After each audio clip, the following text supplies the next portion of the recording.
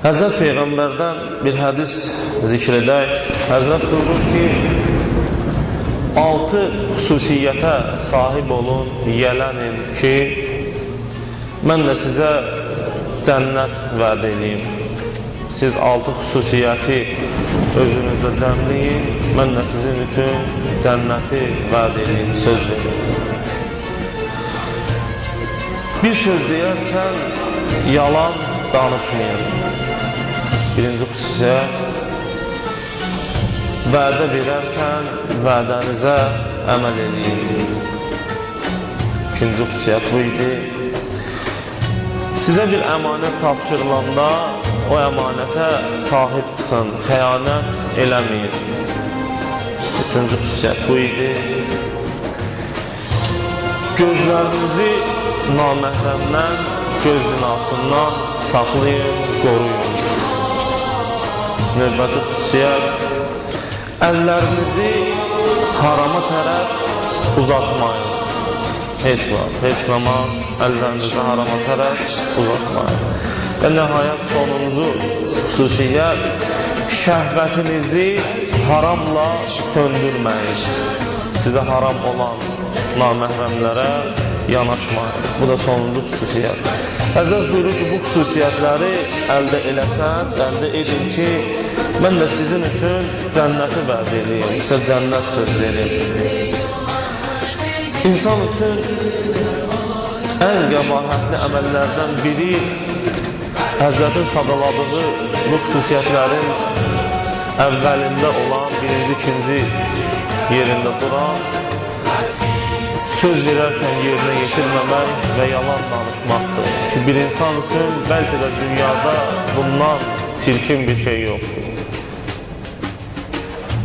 İmam Sadiq əleyhissalam buyurur ki, Allah yalancıya qiyamətdə də bir neçə şey vəd edibdir, əzab, cəza.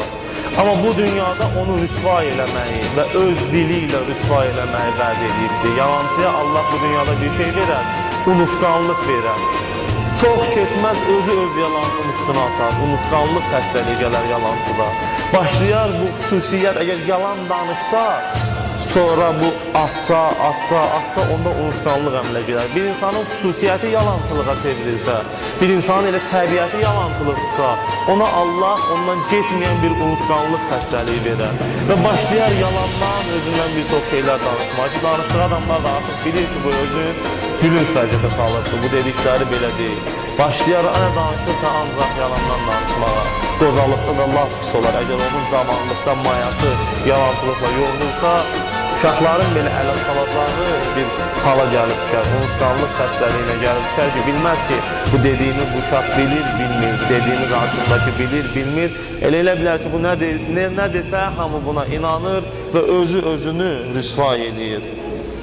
Şəxsiyyət kimi əxlaq alimlər deyirlər ki, insanın şəxsiyyətinin əzəmətli olması üçün, izzətli olması üçün, insanın özünün bir vüqar sahibi olmasından ötürü ancaq və ancaq gərək dilinə nəzarət eləyə, o mənada ki, dedik, doğru mu söz çıxır, yalan mı söz çıxır, xüsusilə dilin bu, belə deyək, güşəsinə, bu hissəsinə, dildən çox şeylər zahir olur, zikr də demək olur dillə və s. və ilaxı da demək olur, amma dediyim düzdürmü, yalandırmı, buna nəzarət eləməklə və bu işdə müvəffəq olmaqla insan əzəmət sahibi ola bilər, əxlaq alimlər deyirlər, şəxsiyyət sahibi ola bilər. Və kim ki, bir şəhərdə, bir ümmətdə, bir məzhəb daşıyıcıları arasında, bir xalq arasında, bir şəhər cəmaatı içərisində hörmət sahibi olubdur, vüqar sahibi olubdur, əxlaq alimlər deyirlər ki, bu onun pulu ilə olmayıbdır,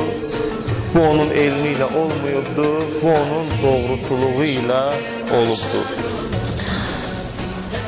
İmam Sadiq əleyhissalam buyurur ki, yalanın əksi də doğru danışmaqdır ki, cənnətin ən uca məqamı siddiqlər məqamıdır ki, ora ancaq və ancaq doğru danışmaqla gedib çata bilər.